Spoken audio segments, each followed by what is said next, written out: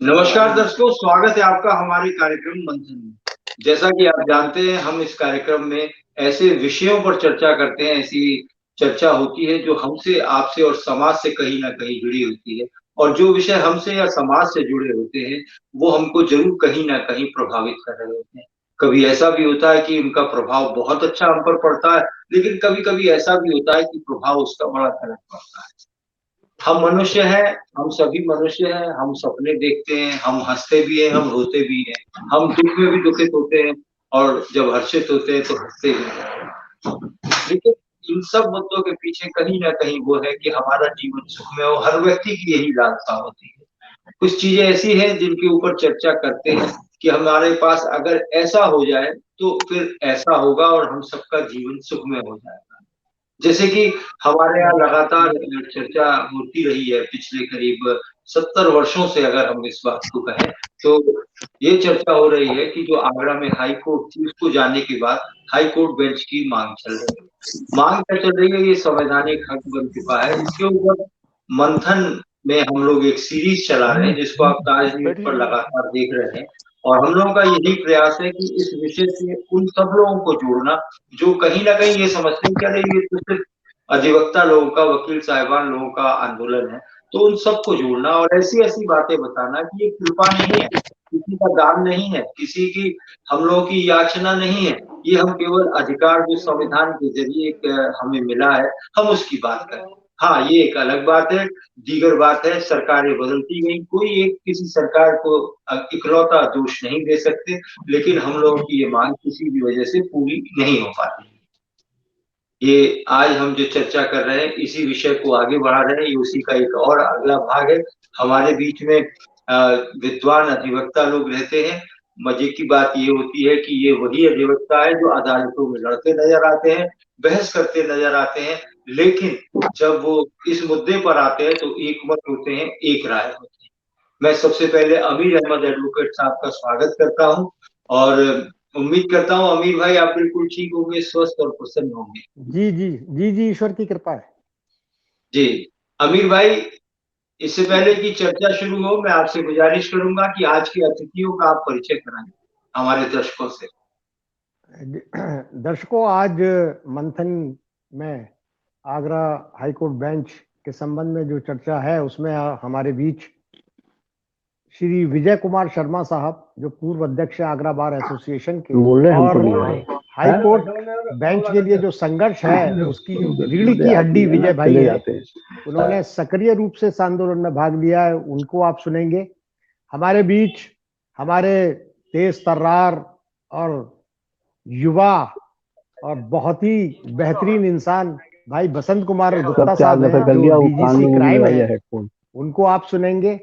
हमारे बीच एक और हमारे तेज तर्रार आगरा कर एडवोकेट्स लिया हमने। एसोसिएशन के सचिव भाई वीरेंद्र फौजदार साहब हैं, जो उच्च न्यायालय खंडपीठ स्थापना संघर्ष समिति के सचिव भी हैं और जो इस वक्त जो है हाँ इस हाँ आंदोलन को बहुत हैं।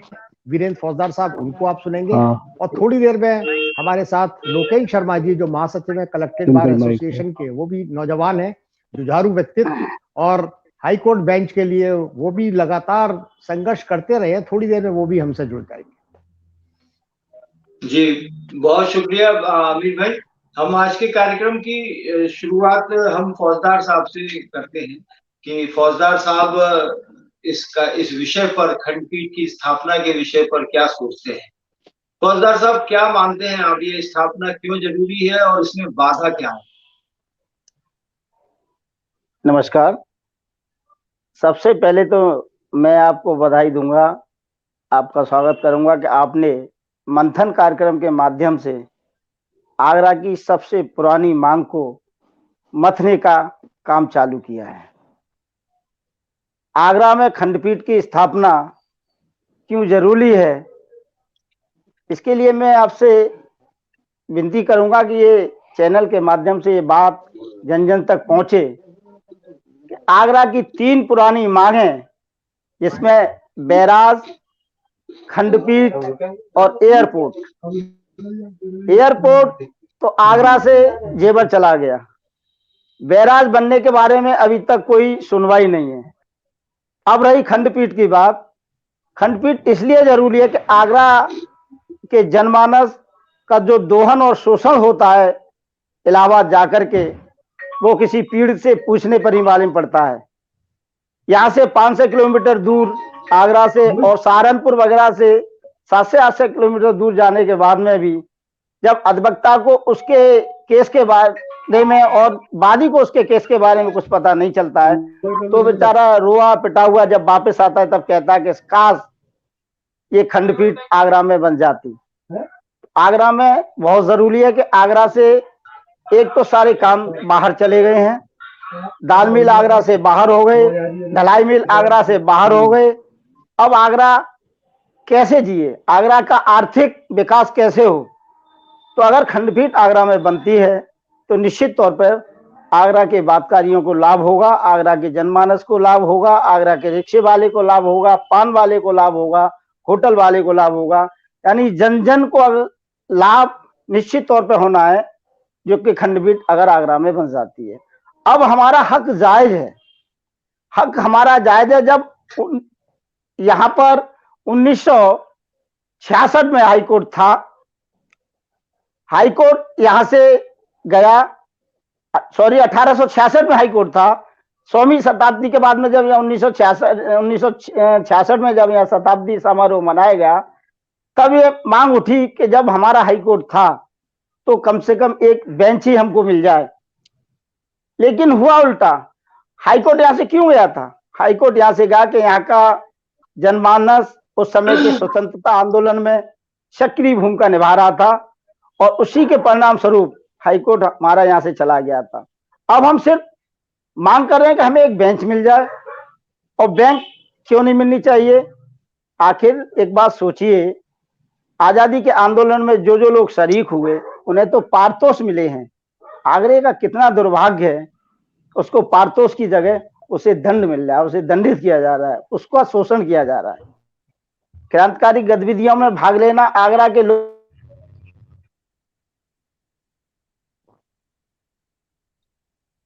जी विजय भाई की तरफ मैं जाना चाहूंगा।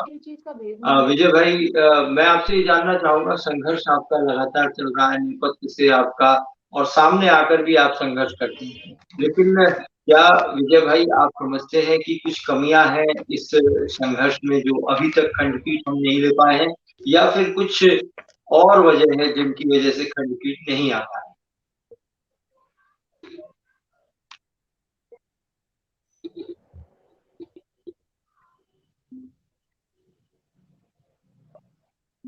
विजय भाई सुन पा रहे हैं?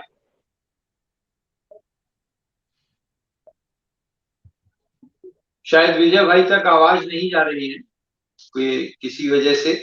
मैं जब तक बसंत गुप्ता जी की तरफ चलता हूँ।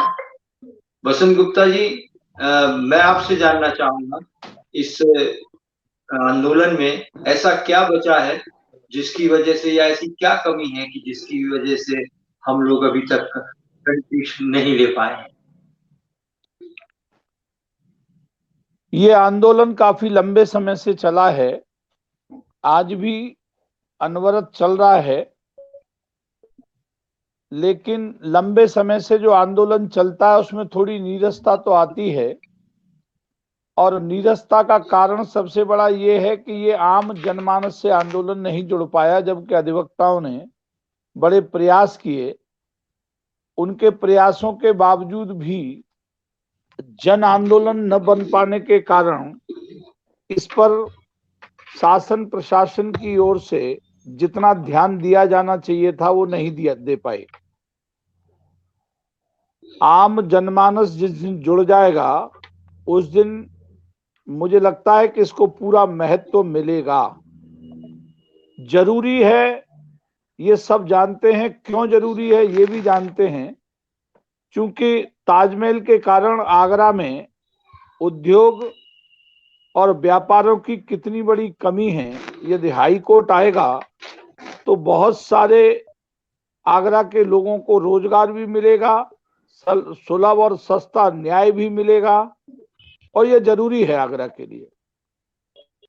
इसकी रिकमेंडेशन भी आगरा के लिए है, इसे होना चाहिए, ऐसा मेरा व्यू है।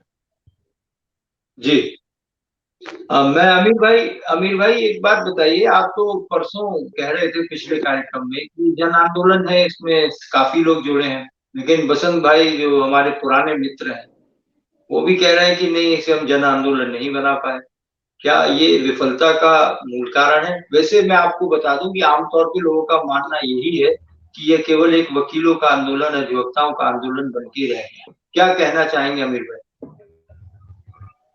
देखिए पवन भाई, इससे पहले कि मैं आज के विषय पे अपने विचार व्यक्त करूं, मैं सबसे पहले आज अपने सीडीएस जनरल विपिन रावत साहब और उनके साथ शहीद हुए अपने तमाम सैन्य अधिकारियों और कर्मचारियों को दिल की गहराइयों से भावभीनी श्रद्धांजलि अर्पित करना चाहता हूं। ये एक बहुत बड़ी हमारे देश की क्षति आज हुई है। माहौल बहुत गमगीन है और मैं व्यक्तिगत रूप से इस घटना से बहुत आहत हुआ हूं। फिर भी कोशिश करूंगा कि मैं आज की चर्चा में भाग ले सकूं।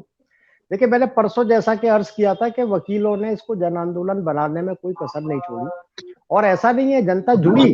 बसंत भाई आज के परिप्रेक्ष्य में कह रहे हैं कि जनता उतनी नहीं है और उन्होंने पहले ही बता दिया कि जब कोई आंदोलन लंबा चलता है और सफलता नहीं मिलती है, थोड़ी नीरसता आती है। लेकिन एक दौर ऐसा भी था इस आंदोलन में कि जनता हमारे साथ थी पूरे तरीके से। पूरा आगरा बंद, अभूतपूर्व आगरा बंद हम लोगों ने किया। ताजमहल हमने बंद करवाया, लाल किला हमने बंद करवाया, तमाम केंद्रीय सरकार के कार्यालयों पर प्रदर्शन हुए। तो वो जनता का सहयोग था। हर राजनीतिक दल, सामाजिक संगठन, सबने इस आंदोलन को समर्थन दिया। लेकिन जैसा कि मैंने उस दिन भी आपसे अर्ज किया था कि ये ब्रज क्षेत्र है हमारा, यहाँ का आदमी बड़ा शांत स्वभाव का है। तो जो जन आंदोलन का हमारे जहन के अंदर जो तस्वीर है कि जन आंदोलन जो भी होते हैं वो बड़े जुझारू तरीके से किए जाते हैं और बड़ी उसमें एक तरह से कहा वो हिंसा का रूप भी ले लेते हैं। लेकिन हमारे क्षेत्र की जनता इस तरह के आंदोलनों में विश्वास नहीं रखती। लेकिन मेरा मानना यह है कि आप सर्वे करने निकल जाइए। मैं इसको जन आंदोलन इसलिए मानता हूं कि शहर में एक आध दो लोगों को छोड़ के बाकी जितने लोगों से आप बात करेंगे वो इस मांग का समर्थन करेंगे। वो कहेंगे कि हाँ साहब, हाईकोर्ट आगरा के लिए जरूरी है, बैराज आगरा के लिए जरूरी है। इंटरनेशनल एयरपोर्ट के लिए उतना समर्थन आपको नहीं मिलेगा क्योंकि जो मध्यम वर्गीय या निचला तबका है उसका एयरपोर्ट से कोई ताल्लुक नहीं होता है। लेकिन अगर आप शहर की जनता से बात करेंगे तो कम से कम बैराज और हाईकोर्ट, इसके लिए हर आदमी इस मांग का समर्थन करता है। इस परिप्रेक्ष्य में मैं इसको जन आंदोलन मानता हूं। विजय भाई हमसे जुड़ गए, क्या उन तक हमारी आवाज जा पा रही है? जी आ रही है। विजय भाई क्या मानते हैं आप, ये क्यों नहीं हम लोग इसमें अभी तक सफल हो पाए? क्या कमी रह गई है?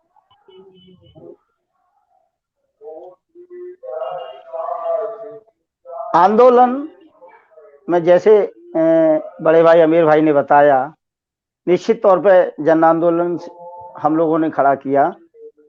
लेकिन क्योंकि स्वभाव शांत प्रिय है, ब्रज का प्रेम और माधुर का स्वभाव है, और जब तक आंदोलन हिंसक नहीं होता है ये गूंगी बहरी सरकारें सुनती नहीं है। आखिर क्या क्या नहीं किया जनता के सहयोग से हम लोगों ने। 6-6 महीना स्ट्राइक रखने के बाद हम लोग दिल्ली में, हम लोग आपको मेरा एक सवाल है, यहीं पर एक सवाल है, क्या यही सरकार गूंगी बहरी है या इससे पहले की तमाम सरकारें नहीं है वो भी गूंगी बहरी थी?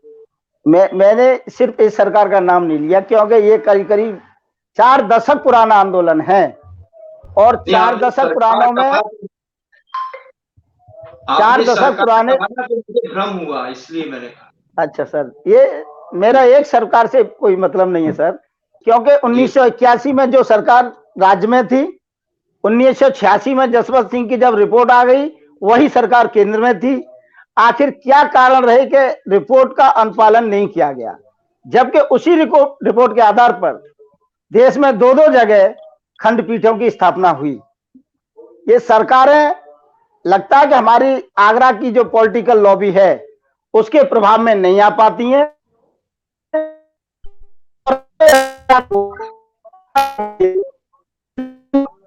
बहानेबाजी करते हुए आपस में लड़ाने का प्रयास करती हैं।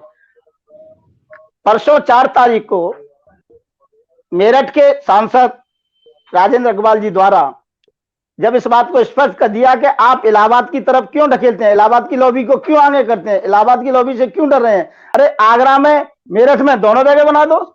आखिर जनता को सस्ता और सुलभ न्याय उसके द्वार पर मिले, हर सरकार की ये अवधारणा है, ये परिकल्पना है। जब आप ग्राम न्यायालय की स्थापना कर सकते हैं, जब न्याय का विकेंद्रीकरण कर करके आप ग्राम न्यायालय तक ला सकते हैं, तो आखिर क्या कारण है और क्या मजबूरी है कि इलाहाबाद की खंडपीठ लखनऊ तक तो जा सकती है 80 किलोमीटर दूर, 500 किलोमीटर दूर आगरा नहीं आ सकती, 600 किलोमीटर दूर मेरठ सहारनपुर नहीं जा सकती? क्यों नहीं आ सकती आगरा में?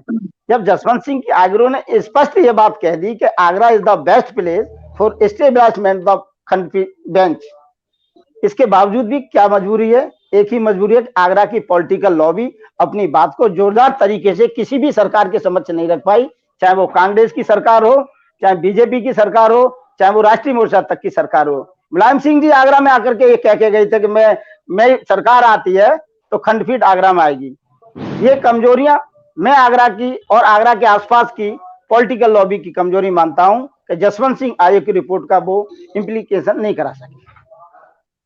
विजय भाई और वीरेंद्र भाई मैं अभी आपकी तरफ आता हूँ, दोबारा आता हूँ। विजय भाई हमारी बात को सुन रहे हैं, बीच में जुड़ नहीं पाए थे, उनकी आवाज नहीं आ रही थी। विजय भाई, वीरेंद्र भाई ने अभी एक बड़ा लॉजिक प्रश्न उठाया है कि खंडपीठ इलाहाबाद से लखनऊ तक तो जा सकती है लेकिन आगरा नहीं आ पाएगी। क्या कारण है? आप क्या समझते हैं कि लखनऊ जा सकती है, लखनऊ में खंडपीठ बन सकती है लेकिन आगरा नहीं बन सकती?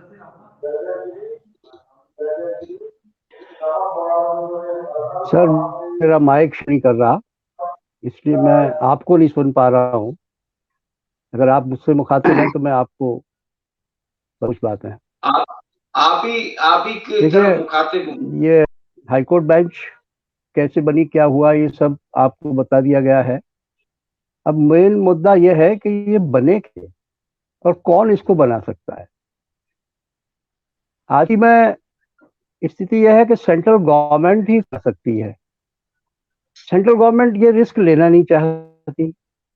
उसका एक कारण है कि पश्चिमी उत्तर प्रदेश पर उनका दबाव है। हम मिनिस्टर साहब से बाबूलाल जी ने मिलाया था तो साफ शब्दों में लॉ मिनिस्टर ने कहा था कि मिस्टर बालियान हम पर प्रेशर डालते हैं मेरठ के लिए, आप उनसे मिलकर बात कर लीजिए। हमने क्या बात कर सकते हैं? कपिल सिब्बल साहब से मिले, कपिल सिब्बल साहब ने कहा कि यस रिपोर्ट है आपकी, फाइल आपकी गलियारे में चल रही है, आप मैडम से बात करिए, मैडम सोनिया गांधी जी से।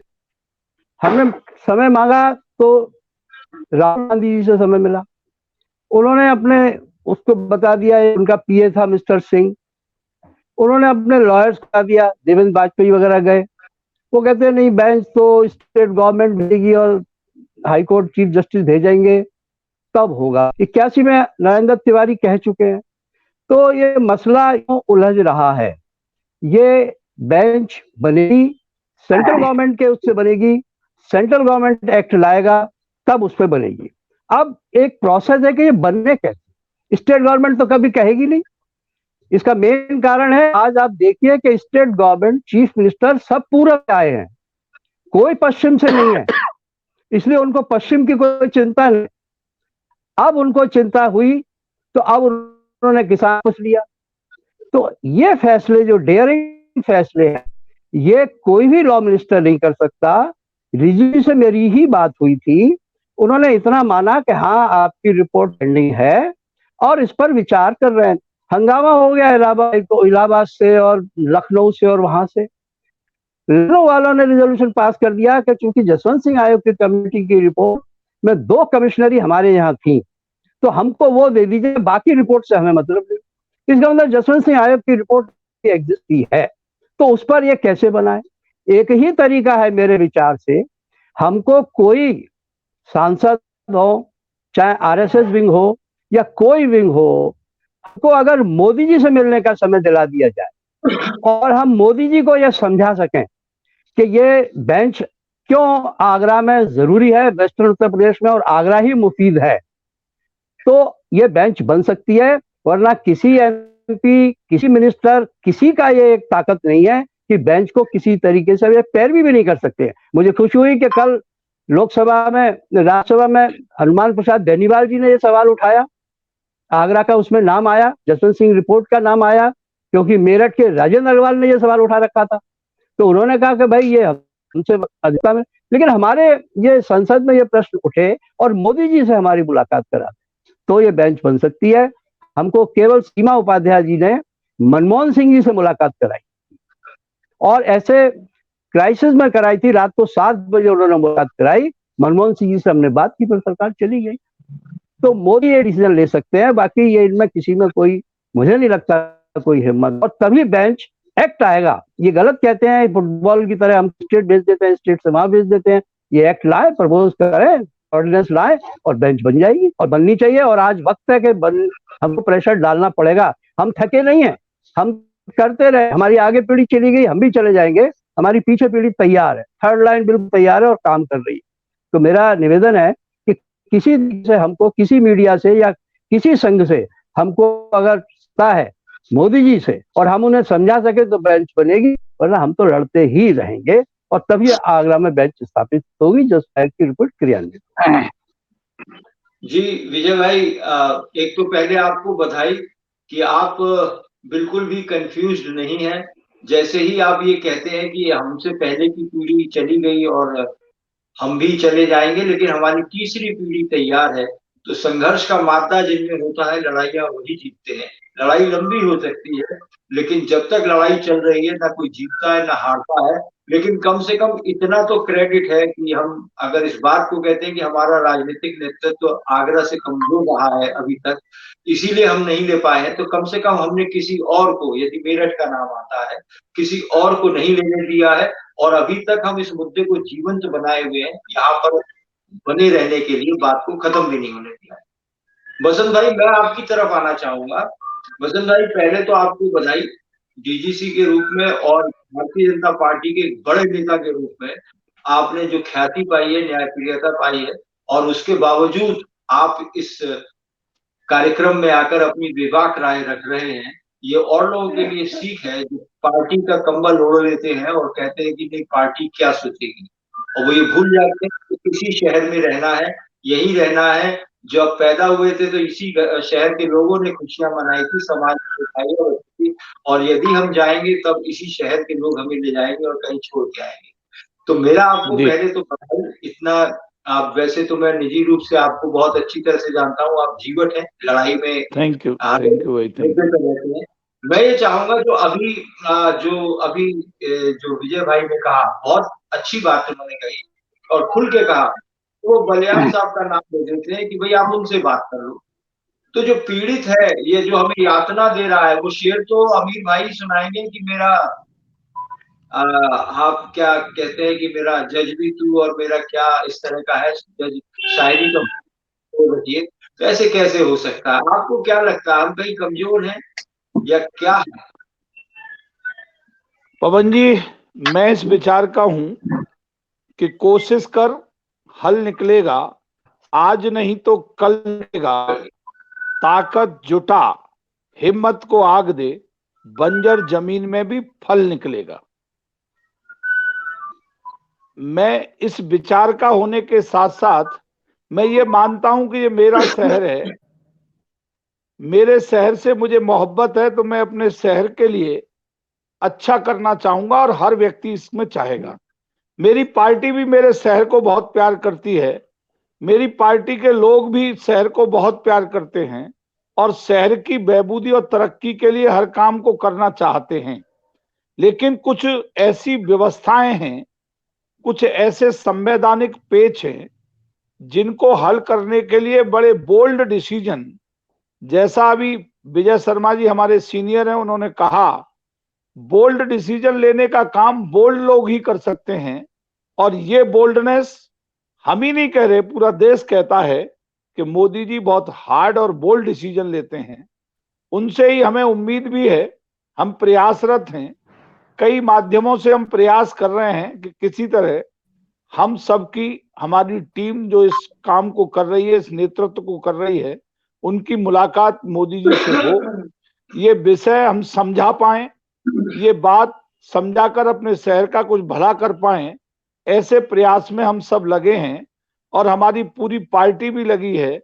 हमारी कई लोगों से वार्ता भी हुई है, ये विजय शर्मा जी को अच्छी तरह पता है, पूरी टीम भी इस प्रयास में है। इसलिए शहर के लिए कुछ भी करने के लिए हम सब एक साथ खड़े हैं। जी, मैं आमिर भाई आपकी तरफ आऊंगा। पहले तो आपसे वो शेर सुनना चाहूंगा कि हाकिम भी तू और क्या है। और दूसरा मेरा एक सवाल है आपसे। जैसा कि चर्चा में आया, विजय भाई ने भी कहा, बसंत भाई ने भी कहा, मेरे को एक चीज समझ में नहीं आ रही, अगर आपको समझ में आ रही है तो थोड़ा समझाइए।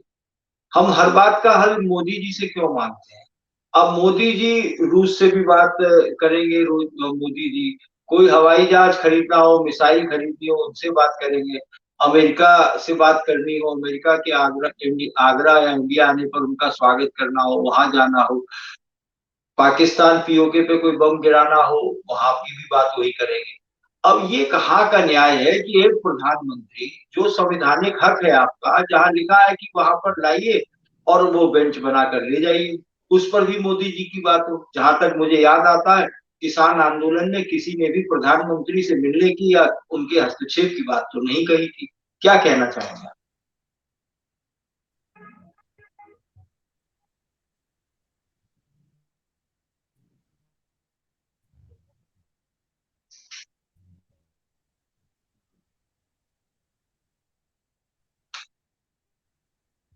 सुन पा रहे हैं अमीर भाई आप? जैसा कि हमारे विजय भाई ने कहा कि हमारी मुलाकात मोदी जी से हो जाए, याद आपके मंत्रियों को मिलने का समय नहीं रहे हो,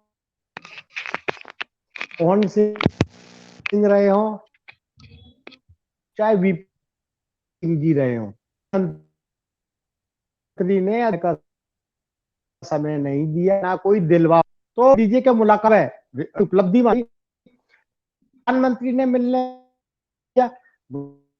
में उस पदयात्रा से हमने नहीं निकाली। वहां राष्ट्रपति ज्ञानी जैल तो पूरे पहले तो 10 आदमी के सब जाएंगे, उसके सारे जितने थे तो सबके सब राष्ट्रपति भवन में पहुंच गए और उनसे मुलाकात हो गई, लेकिन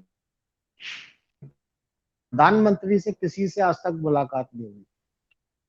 प्रधानमंत्री से मांगा जाए दीजिए, इससे भी लीजिए, क्योंकि बुलाएंगे ना, जब वो सॉल्व के लिए बुलाएंगे, क्रेडिट कोई भी प्रधानमंत्री नहीं लेना चाहता। और दिक्कत यही है, सरकार कमीशन बनाया, रिपोर्ट आ गई है, संघर्ष है, और जिस दिन केंद्र चाहेगा 1 घंटा नहीं लगेगा। मैंने आपसे कहा था 10 मिनट लगेंगे बिल आके और बेंच की घोषणा होने में, 70 एक झटके में खत्म हो गई, वर्षों से चली आ रही वो। तो जिस दिन सरकार चाहेगी, केंद्र सरकार चाहेगी, मोदी जी क्या, मोदी जी भी फैसला जो लेंगे तो वो स्वयं अपना फैसला, मोदी जी का भी नहीं होता है, कम से कम 2-4 लोगों से तो विचार विमर्श करते हैं, और उसमें राजनीतिक लाभ हानि की दृष्टि से सारे फैसले होते हैं। कोई भी फैसला व्यक्तिगत लाभ के लिए नहीं होता, उसमें वो देखते हैं राजनीतिक हमें क्या लाभ है, किस फैसले से हमें लाभ है। अब यहाँ तो उन्हें लगता है कि अगर हमने आगरा में घोषणा कर दी तो साहब मेरठ और इलाहाबाद दोनों नाराज, और हमने मेरठ में कर दी तो आगरा इलाहाबाद नाराज, और आगरा और मेरठ दोनों जगह करे तो इलाहाबाद नाराज, और नाराजगी वो लेना नहीं चाहते कोई भी, उन्हें मतलब नहीं है। सिस्टम चल रहा है, जुडिशियल सिस्टम है, काम कर रहा है, उन्हें क्या फर्क पड़ता है भाई, राजनेताओं को क्या फर्क पड़ता है आगरा से इलाहाबाद जाने में, या झांसी या बुंदेलखंड से इलाहाबाद जाने में, उन्हें क्या दिक्कत पड़ती है? कोई दिक्कत नहीं है उन्हें, तो वो तो चाहते हैं जैसा चल रहा है वैसा चलता रहे, हम काहे को उसमें पड़े। असली दिक्कत तो जनता को है, असली दिक्कत वादकारियों को। देखिए अधिवक्ता को भी कोई फर्क नहीं पड़ता, हम मांग उठा रहे हैं जनता के लिए, हम तो प्रैक्टिस कर ही रहे हैं, हम तो वकालत कर ही रहे हैं। हाई कोर्ट होने से ना होने से हमारी वकालत पे कोई ज्यादा प्रभाव नहीं पड़ रहा है। बात जनता की लड़ाई की, जनता को दिक्कत है। आप पूछिए एक वादकारी से जो इलाहाबाद जाता है और उसको वो 2 दिन की सोच के जाता है और 6-6 दिन पड़ा रहता है बेचारा, पहले दिन होटल में ठहरता है, दूसरे होटल, तीसरे दिन वो एक धर्मशाला में आ जाता है, वहां भी उसको जगह नहीं मिलती है। उनके पूछिए ना, जो लोग जिनके लिटिगेशन पेंडिंग है उनसे पूछिए कितनी दिक्कत है इलाहाबाद जाने में। शहर की आम जनता, जो बात हो रही है कि जन आंदोलन नहीं बना, जन आंदोलन नहीं बना, जिस भी व्यक्ति का इलाहाबाद से काम पड़ गया एक बार, वो फौरन इस बात को कहता है कि नहीं भाई आगरा में हाईकोर्ट होना चाहिए, लेकिन जिसका नहीं है वो अपने आराम से बैठा है। अब हमारे बड़े बड़े बिजनेसमैन है, इन्हें क्या फर्क पड़ता है भाई, इनके केसेस होते भी हैं तो ये तो अपना एक कर्मचारी नियुक्त कर दिया, वो अपना इलाहाबाद ला रहा है, चक्कर लगा रहा है, कर रहा है। हाँ, जब खुद को जाना पड़े तब पता लगे दिक्कत हो। तो बात यह है, देखिए जन आंदोलन बनेगा, मेरा अपना मानना ये, जैसा विजय भाई ने बताया, हमसे पुरानी पीढ़ी के लोग जो संघर्ष करते थे वो आज इस दुनिया में नहीं रहे। हमारे के.डी. शर्मा जी ने बहुत लंबे समय तक आंदोलन चलाया और बड़ी मजबूती से चलाया, आज वो नहीं है, कल हम भी नहीं रहेंगे। लेकिन हमें खुशी है कि हमारे आने वाले जो हमारे जूनियर्स हैं वो पूरी मजबूती से इस आंदोलन से जुड़े। देखिए, हमारा आंदोलन सच्चा है, हमारी मांग जायज है और जायज मांग कभी खत्म नहीं होती है। उत्तराखंड का आप इतिहास देखिए, उत्तराखंड कैसे बना, कितना बड़ा बलिदान लोगों ने दिया, उसके बाद उत्तराखंड बना। तो मुझे तो अब लगता है कि ये हाईकोर्ट बेंच का आंदोलन भी बलिदान मांग रहा है। जब तक हम लोग बलिदान नहीं देंगे तब तक बेंच की स्थापना सरकार नहीं करेगी। अमीर भाई, बलिदान देने की आवश्यकता नहीं पड़ेगी, धैर्य रखिए, विश्वास रखिए। मुझे लगता है कि मंजिल बहुत करीब है। जन जन में, लोगों में जागृति आ रही है। लोग पूछ रहे हैं हमसे, आपका नहीं मालूम आपके अधिवक्ता समाज में कितनी चर्चा हो रही है, लेकिन जो आम जन है, जो हमारे चैनल से जुड़े हुए हैं, हमसे जुड़े हुए हैं, हर जो अलग अलग माध्यम पे, डिजिटल माध्यम पे, क्योंकि आजकल जब से ये डिजिटल माध्यम हुआ है, ये हर व्यक्ति फोन पे देख लेता है। ये बात अलग है, कोई पूरा कार्यक्रम देखता है, कोई 2 मिनट देखता है, कोई शीर्षक ही देख लेता है और हमारा काम हो जाता है। जागृति आती है, उसे पता चलता है कि आगरा में कुछ हुआ, तो कुछ ना कुछ जरूर होगा। और अच्छी बात यह कि इस समय जो आगरा के सांसद हैं, वो कम से कम 7-8 बार सांसद हुए हैं, वो जानते हैं कि मतदाता का क्या मूल्य है। खुद उन्होंने 2001 में गिरफ्तारी भी की है इस मुद्दे पर, उन्हें लोगों का मर्म मालूम है। ये बात अलग है, जो मैं बात कह रहा हूँ अमीर भाई, इस बात को समझिएगा। ये बात अलग है कि उनका चुनाव 2024 में होना है, लेकिन जो 9 लोग हैं, जो 9 विधायक हैं आगरा में, और अगर हम मथुरा, मैनपुरी और फिरोजाबाद बोल इस मंडल का ही रूप से बोल लें, तो उनका चुनाव मुश्किल से 2-2.5 महीने दूर है। और ये मुद्दा जैसे जैसे जोर पकड़ेगा तो उन्हें इसमें खुलकर आना ही पड़ेगा। उनकी चुप्पी नकारात्मक कहलाएगी। अगर वो बोलते हैं लड़ाई में साथ चलते हैं, तो जरूरी थोड़ी है कि कोई आदमी हमारे साथ लड़े और उसके कहने पर से बन जाएगी, लेकिन कम से कम आना चाहिए। जैसे शरद चौहान ने कहा, जैसे बसंत गुप्ता जी कह रहे हैं, जैसे हेमंत जी भारद्वाज थे, उन्होंने आके बीजेपी के जुड़े हैं। सरकार होने से कहीं ऐसा तो नहीं है कि सच पे आप मौन रह जाएंगे। लोगों ने चुनकर भेजा है, अपने अधिकारों के लिए चुनकर भेजा है। मेरा सवाल केवल इतना ही है, जो लोकेश शर्मा जी हमसे जुड़ गए हैं, महासचिव हैं आगरा कलेक्टिव बार एसोसिएशन के, पहले ही उनसे एक सवाल करता हूँ, क्या हम जो जनप्रतिनिधि चुनते हैं नाली खरंजे के लिए जोड़ते हैं, या इनको चुनते हैं, या इन मुद्दों पर चुनते हैं जो मुद्दे हमको प्रभावित कर रहे होते हैं?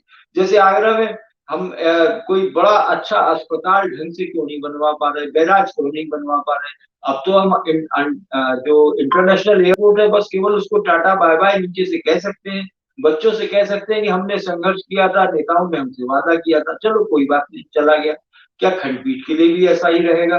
क्या केवल ये जो शिलापट्ट लगते हैं पूरे शहर में घूमते, तो भाई ये तो हमारे सभासद भाई हैं या नगर निगम से संबंधित लोग हैं, उनका ही सारा काम है ये देखिए, बड़ी बड़ी योजनाएं इसको काम कराना, यही तो विधायकों का काम है। क्या सोचते हैं लोकेश जी? मेरी आवाज आ रही है आप तक? बहुत अच्छी आवाज आ रही है आपकी। भाई साहब, आपने जो विषय उठाया है बहुत ही आगरा के लिए महत्वपूर्ण विषय है, और मेरे बड़े भाई साथी बैठे हुए हैं, बरसों से संघर्ष करते आ रहे हैं। हमको 30 वर्ष बगावत करते हुए हमको हो गए। अमीर भाई हमसे पहले से, शर्मा जी हमसे पहले से हैं, सब लोग पहले से हैं, और हम लोगों ने दिल्ली तक आंदोलन किया है, आगरा से लेकर संसद तक कुछ किया है, पैदल मार्च भी हुए हैं। लेकिन आगरा में आज नगर निगम से लेकर सेंट्रल तक सरकार भारतीय जनता पार्टी की है, और आपका जो कार्यक्रम है अभी नहीं तो कभी नहीं, इससे पूरी तरह सहमत हूं। यदि इस बार आगरा में खंडपीठ की स्थापना नहीं हो पाती है तो ये हमारा आगरा की जनता का बहुत बड़ा दुर्भाग्य होगा कि हम लोग खंडपीठ की मांग करते चले आ रहे हैं, लेकिन आगरा में खंडपीठ नहीं ले पाए। आगरा में पानी की समस्या है, आगरा में बिजली की समस्या है, आगरा में सड़क की समस्या है, लेकिन जो आम जनता की समस्या है वो खंडपीठ को लेकर भयंकर बनी हुई है। और हमारा ये आपसे अनुरोध है, भारतीय जनता पार्टी नेताओं से अनुरोध है, माननीय प्रधानमंत्री जी से अनुरोध है कि ये इस बात को स्टेट पे, हाई कोर्ट पे न डालें, स्वयं मोदी निर्णय लें। जैसे उन्होंने एक निर्णय लिया था, जो निर्णय लोकसभा में पारित हुआ था, उस सुप्रीम कोर्ट ने पारित किया था आरक्षण को लेकर, उसको भी लोकसभा में लाके उन्होंने उसको वापस कर दिया। तो मैं, हमारा अनुरोध है कि मोदी जी सक्षम है, और ऐसी स्थिति में आगरा की जनता, एक आप सोच के देखो मेरठ सहारनपुर से लेकर इलाहाबाद की दूरी लगभग 800-900 किलोमीटर से ऊपर निकल जाती है। एक व्यक्ति इतना दूर से आता है और इलाहाबाद तक जाता है। पूरा पूर्वांचल की स्थिति, इलाहाबाद की स्थिति पश्चिम पर डटी हुई है। हमारा तो कहना यह है कि जो आयोग बना क्यों, जब आयोग बनाया गया तो उसका कंप्लायंस होनी चाहिए, लेकिन हमेशा जो सत्ता में नहीं होता है वो हमारे साथ आ जाता है। भारतीय जनता पार्टी लोगों ने हमारे साथ बहुत आंदोलन किए हैं। हमको अच्छा लगता था कि शायद कभी सत्ता में ये आएंगे, सेंटर आगरा से सेंट्रल तक बैठे हुए हैं, और जैसे सत्ता में आते हैं उसके बाद हम लोगों को भूल जाते हैं, आगरा की लड़ाई को भूल जाते हैं। कठेरिया जी पे आज भी केस चल रहे हैं खंडपीठ को लेकर, लेकिन आज सरकार उनकी है। एसपी सिंह बघेल साहब, हमारा सौभाग्य है, हमारे मंत्री आगरा के ही हैं। उनने पहले एक मांग उठाई थी, जब वो बसपा में हुआ करते थे, लोकसभा मांग उठाई थी आगरा खंडपीठ बने, लेकिन आज वो मंत्री हैं। हमारा तो उनसे एक अनुरोध है, एक कार्यक्रम मिले थे, हमने कभी कहा था उनसे, साहब आप मंत्री आप हो और आगरा में स्थापित करा दो कि एक इतिहास लिख जाएगा मंत्री जी के बघेल साहब के टाइम में आगरा में खंडपीठ स्थापना हुई थी। लेकिन हमें तो ये कहना हमारा अधिकार है, आंदोलन करना हमारा अधिकार है, लेकिन हमको नहीं लगता कि कोई सुनने वाला है। सेंट्रल गवर्नमेंट कहती है स्टेट गवर्नमेंट करे, स्टेट गवर्नमेंट कहती है कि चीफ जस्टिस प्रस्ताव भेजे। इन्हीं घिराव में, इन्हीं चक्करों में खंडपीठ स्थापना नहीं हो पाएगी, ये हमारे अंदर से आवाज आती है। लोकेन भाई, मैं अभी आपके पास आता हूँ, लेकिन अभी आपने कहा रामशंकर कठेरिया जी के बारे में कहा। पहले तो मैं आपको ये बताना चाहता हूँ, जैसे ही बघेल साहब विधि राज्य मंत्री बने थे तो सबसे पहले उनकी प्रतिक्रिया आई थी, उन्होंने ये कहा था कठेरिया साहब ने कि अब तो आगरा में खंडपीठ बन जाए। अब पता नहीं ये उनका राजनीतिक वैसा बयान था या वाकई में शुभकामनाएं थी, लेकिन हम तो यही मान के चलेंगे कि अच्छी शुभकामना है। दूसरा मैं ये कहना चाहूंगा, जो मेरे जितने भी यहाँ पर मेरे अतिथि हैं उनसे मैं एक अनुरोध करना चाहूंगा। देखिए, कोई भी सुधार करना हो या किसी को प्रोत्साहन देना हो, आंदोलन में तेजी लानी हो, हमें घर से ही उसकी शुरुआत करनी होगी। हम ये देख रहे हैं कि धीरे धीरे कुछ लोग हमसे भारतीय जनता पार्टी में हैं, जो सत्ता में हैं और जिम्मेदार पदों पर, जैसे पीछे हेमंत भारद्वाज आए थे, जो लीगल सेल के बीजेपी के महानगर अध्यक्ष, और आज तो साक्षात डीजीसी बसंत गुप्ता जी हमारे साथ कार्यक्रम में आए। ये हौसला कोई छोटी बात नहीं। राजनीति में पद की लालसा आदमी को सत्य की तरफ से मुंह फेरने को विवश कर देती है। हमें सबसे पहले, अगर हम इन लोगों का खैर मकदम करते हैं, स्वागत करते हैं, सराहना करते हैं ऐसे लोगों की, भारतीय जनता पार्टी से खास तौर से, क्योंकि सत्ताधार है, अगर वो इस कार्यक्रम से, इस मुहिम से सक्रिय रूप से जुड़ते हैं और आकर कहते हैं, बस केवल इतना भर भी कहते हैं, जैसे पिछली बार कहा था कि नहीं, आगरा में खंडपीठ हमें चाहिए, इसके लिए मैं जो करना होगा, जो मुझसे आंदोलन चाहेगा मैं करूंगा, मैं अपना सहयोग दूंगा। इसके लिए मैं चाहूंगा कि हम सबको इनकी प्रशंसा जरूर करनी चाहिए, इनको शुभकामनाएं जरूर देनी चाहिए। क्या कहते हैं फौजदार साहब?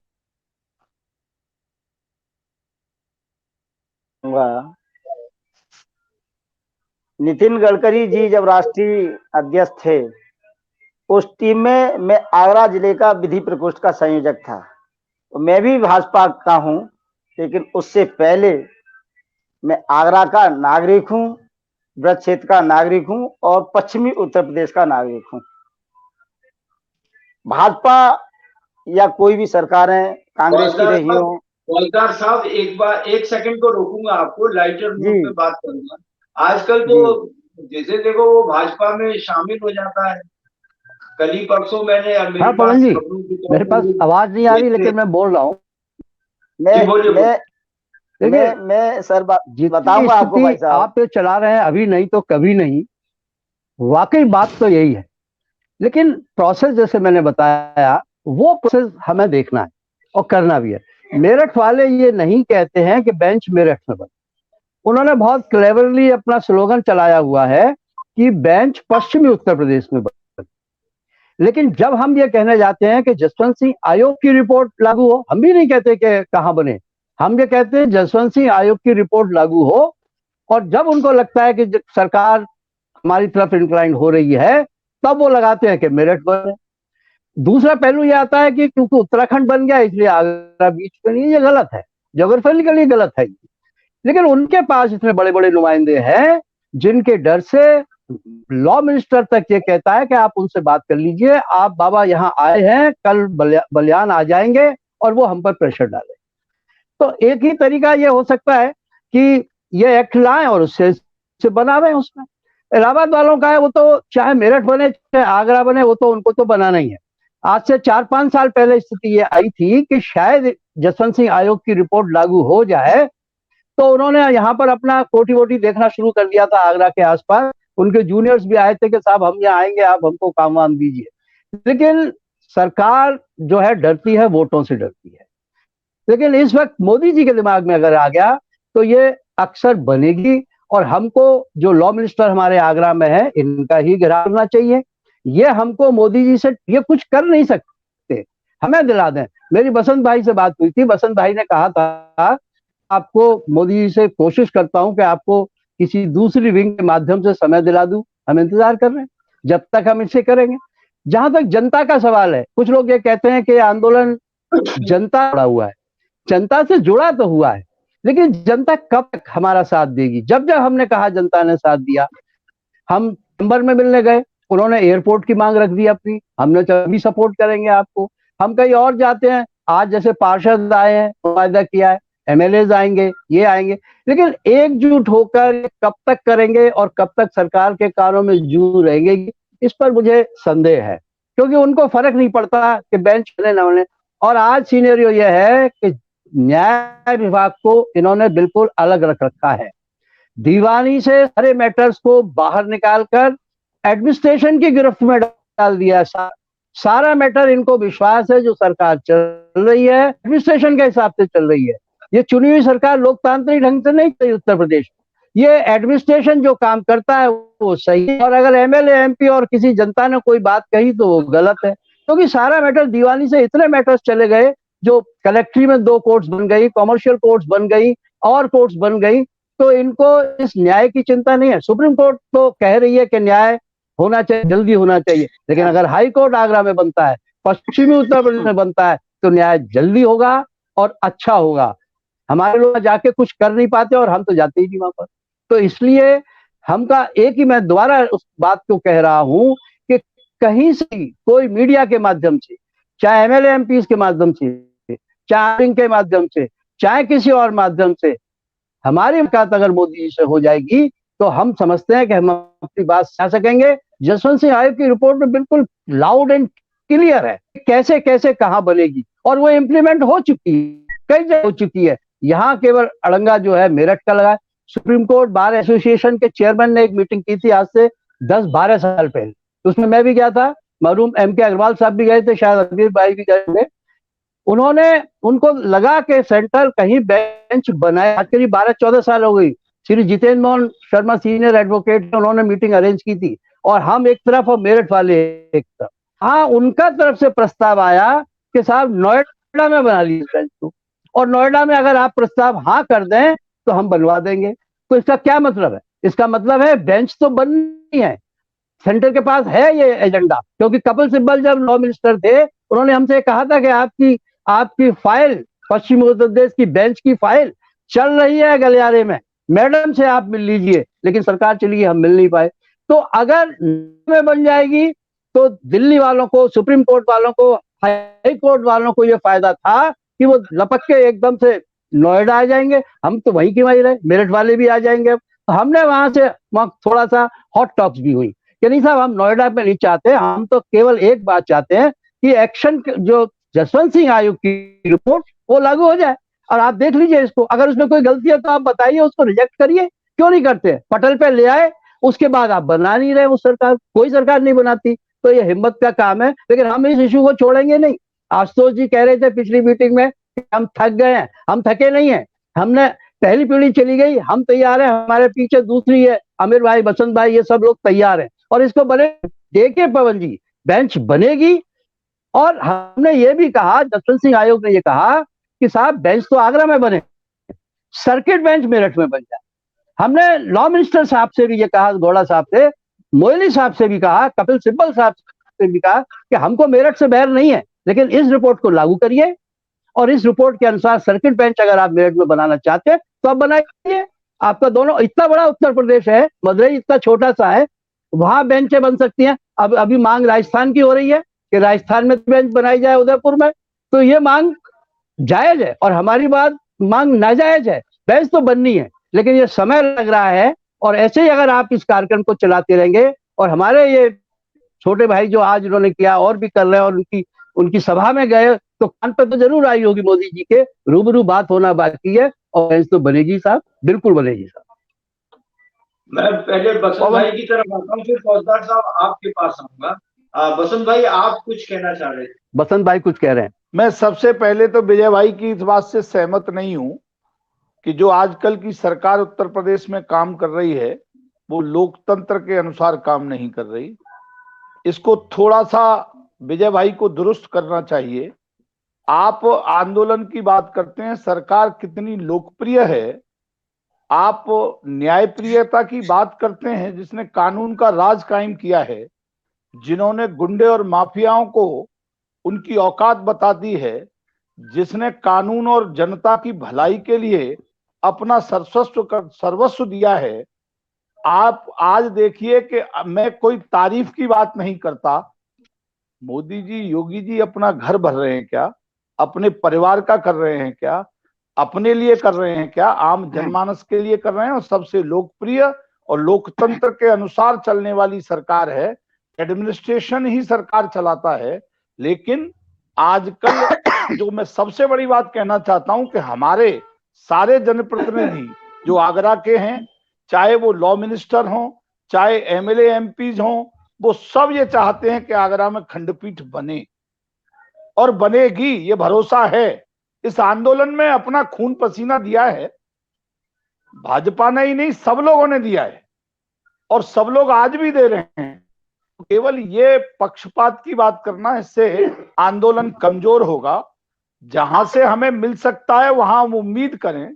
मैं एक और बात बताना चाहता हूं, ये लंबी लड़ाई चली है, इस लंबी लड़ाई का परिणाम निकलेगा, और उम्मीद और भरोसा उसी पर होता है जो कुछ करने लायक होता है। और करने लायक सब में योगी और मोदी जी में दिखाई देता है कि ये कर सकते हैं, और इन्होंने वो काम किया है जो असंभव थे। इसलिए ये हम भी मानते हैं कि ये काम बड़ा कठिन है, और कठिन काम को करने के लिए विरले ही लोग होते हैं, और उस विरले लोगों में योगी जी, मोदी जी शामिल है। जैसे मेरे एक मित्र ने हवाला दिया कि 370 खत्म की, आसान काम नहीं था, और भी कई डिसीजन लिए। ये भी होगा, वक्त नहीं आया है। हम लोग अनवरत लगे हैं, हर प्रयास में लगे हैं, लोकतंत्र के नियमों के, कानूनों के, प्राविधानों के अनुसार लगे हैं। जबरदस्ती किसी की जेब में बेंच नहीं है जो हम निकाल लेंगे। लेकिन ये लड़ाई अधिवक्ताओं ने नेतृत्व इसका किया है, आम जनमानस ने साथ दिया है, और भी आगे देंगे। इसीलिए मेरा मन है कि इन सब बातों को करके आंदोलन को थोड़ा सा कमजोर करने से अच्छा रहेगा कि हम ये सेंट्रलाइज रखें कि आंदोलन किया है, करेंगे, बेंच बनेगी, सब इसके साथ हैं, सब लड़ेंगे। कोई एक, आज कोई सत्ता में है, कल कोई सत्ता में था। 1983 से ये आंदोलन आगरा में इतना चला, कितना पानी यमुना जी में, गंगा जी में बह गया। लोग सब साथ खड़े हैं, हम किसी को छोड़ नहीं सकते, सबको लेकर साथ चलेंगे, और सब साथ होंगे तभी हमें सफलता मिलेगी, ऐसा मेरा मानना है। मेरी बात से कोई आहत होता है तो। लोकेन भाई, आ रहा हूं आपके पास। बसंत भाई, आपकी बात आ गई है, और मैं फौजदार साहब आपके पास भी आऊंगा। लेकिन मैं एक अपील अपने अतिथियों से करना चाहूंगा कि भरसक इसको राजनीतिक मंच ना बनाया जाए। जिस दिन चुनावी आचार संहिता लागू हो जाएगी, आपको ही हमारे चैनल पर चुनावी चर्चा मिलेगी।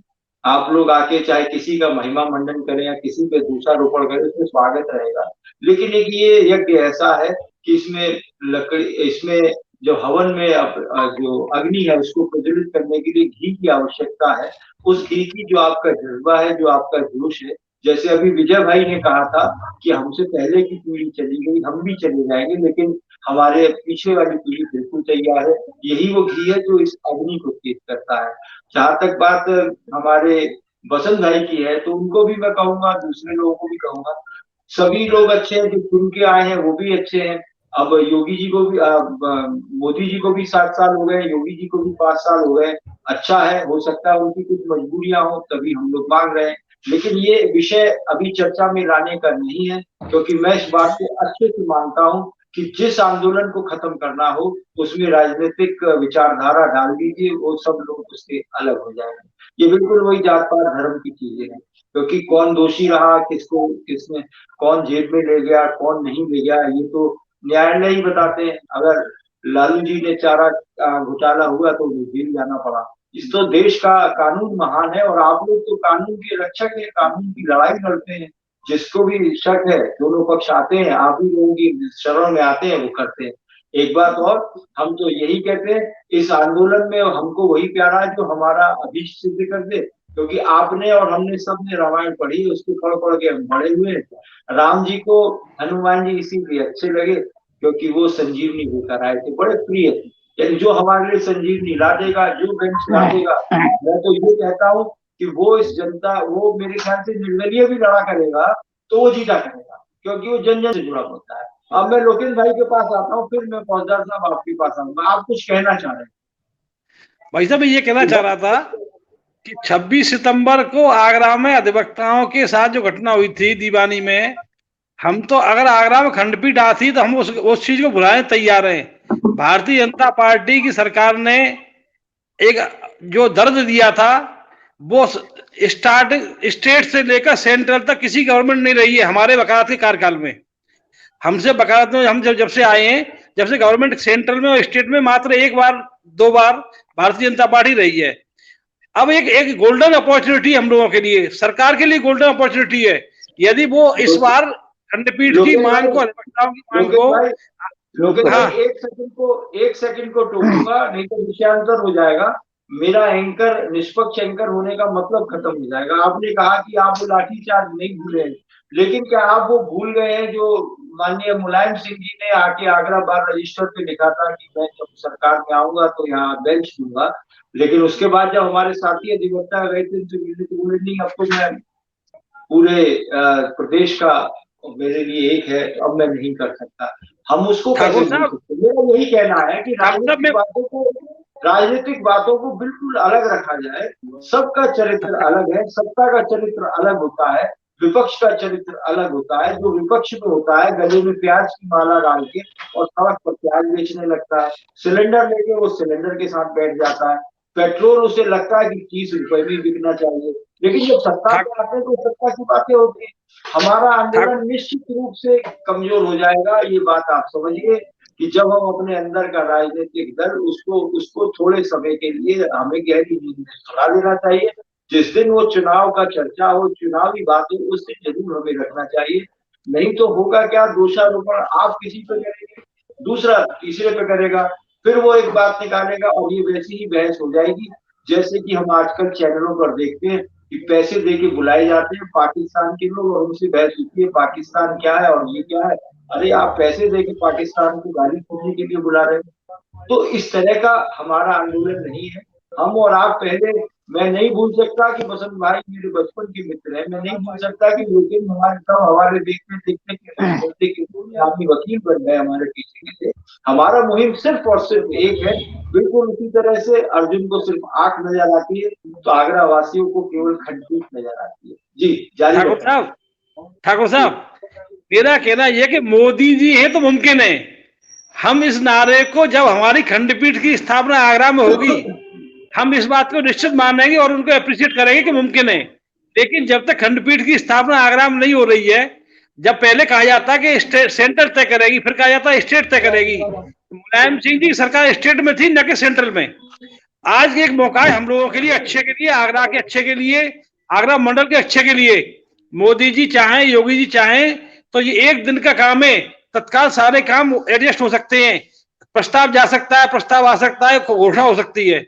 लेकिन मुमकिन जब भी जब मोदी जी चाहें, योगी जी चाहें, तो हम तो उस दिन का इंतजार कर रहे हैं कि मोदी जी हैं तो मुमकिन है कि आगरा में खंडपीठ की स्थापना हो। अन्यथा पता नहीं फिर मौका कब आएगा, कब तक हम तरसते रहेंगे, कब तक हम परेशान होते रहेंगे, कब तक आगरा की जनता अधिवक्ता का इलाहाबाद चक्कर लगाते रहेंगे। दूरी एक्सप्रेस कम हो गई है लेकिन कष्ट उतना ही होता है, आना जाना पड़ता है। इसीलिए तो विजय शर्मा जी कह रहे हैं कि मोदी जी से समय मिल जाए और चूंकि जिससे पर भरोसा ज्यादा होता है, जिसकी क्षमता अच्छी महसूस होती है, उसी से अपेक्षा की जाती है। इसीलिए प्रयासरत हैं विजय शर्मा जी, और अच्छा बसंत प्रयास भाई है, के सही लिए दिशा में प्रयास। बसंत भाई के लिए धन्यवाद। और इस काम पे लगो आप लोग भाई, कम से कम आप लोग होते हुए काम हो जाए तो अच्छी बात है। सब लगे हैं, सब लगे हैं, हम अकेले नहीं, सब लोग लगे हैं, और सब लगेंगे तभी ये पहाड़ जैसी समस्या, ये तमाम तरह की कठिनाई दूर होगी, और होगी, भरोसा है। एक बार जब मोदी जी आगरा आए थे तो श्री विजय शर्मा जी गए थे, अधिवक्ताओं की तरफ से उन्हें बात रखने गए थे कठेरिया जी के निवास पे, लेकिन अपनी बात रख नहीं पाए। मोदी जी से मुलाकात, दर्शन हो गए, मुलाकात नहीं, बात नहीं हो पाई। ये गिले शिकवे दूर बहुतों के सामने विजय शर्मा जी ने सही बात रखी प्लेटफॉर्म है। में बात होने दीजिए, काफी ऐसे बातें डिबेट कैसे हो पाएगी। आपके पास जाता हूँ। दूसरा मैं आपको ये बता दूं लोकेश भाई, ये जो आपका कहना है कि मोदी है तो मुमकिन है, मैं इसको थोड़ा करेक्ट करना चाहता हूँ। आगरा, अगर आगरा का वासी चाहेगा तो ये मुमकिन है, अगर संपूर्ण आगरा नहीं चाहेगा तो ये मुमकिन नहीं है, क्योंकि हम लोगों के चाहने से, हम लोगों की इच्छा शक्ति से ही बनेगा। ये तो राजनीतिक नारे और झंडे होते हैं। और दूसरा, कोई भी व्यक्ति हो, आदरणीय हो या, उन सबके लिए एक बात अलग है। हमें भरसक राजनीतिक चीजों से, पक्ष या विपक्ष में बोलने से बचना चाहिए, क्योंकि कोई राजनीतिक कार्यक्रम नहीं है। हमें महारत हासिल है राजनीतिक कार्यक्रम में बहस कराने में, सब कुछ करने में, लेकिन हम उस तरफ ले जाना नहीं चाहते। हमें कोई लोभ लालच नहीं है। लोभ लालच सिर्फ एक ही है कि यहाँ आगरा की खंडपीठ आ जाए, जैसे कि लोग संघर्ष कर रहे हैं। कैसे आएगी ये तो आप ही लोग बताएंगे। फौजदार साहब, आप कुछ कहना चाह रहे थे, मैं आपको कब से रोके हुए हूं।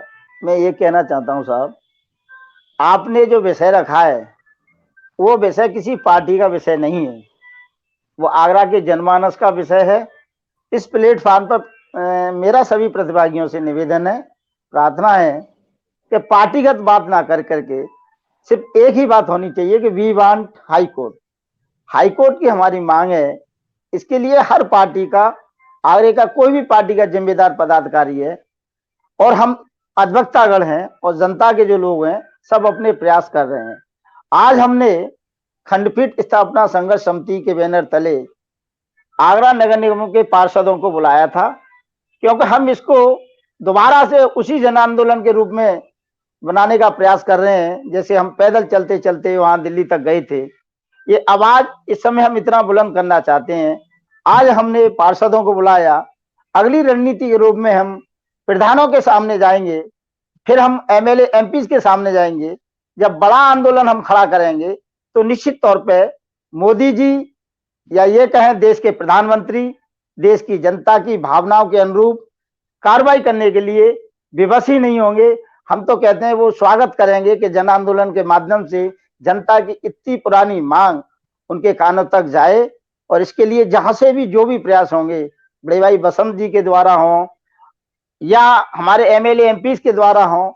मैं आपको बता दूं कि खंडपीठ बैनर तले हम लोगों ने जब माननीय विधि राज्य मंत्री जी के घेराव की बात समाचार पत्रों के माध्यम से प्रकाशित करवाई, और हम लोग श्री एसपी सिंह बघेल जी से मिलने गए, तो उन्होंने एक ही प्रश्न किया था हम सब अधिवक्तागणों से, आखिर मैं आगरे का हूं, 2001 में मैं आपके साथ दिल्ली में था, मैंने मुकदमा झेला है, तो आगरे का होने के नाते मैं कह रहा हूं आप मेरी जगह होंगे तो क्या आप नहीं चाहेंगे कि आगरा में खंडपीठ की स्थापना हो।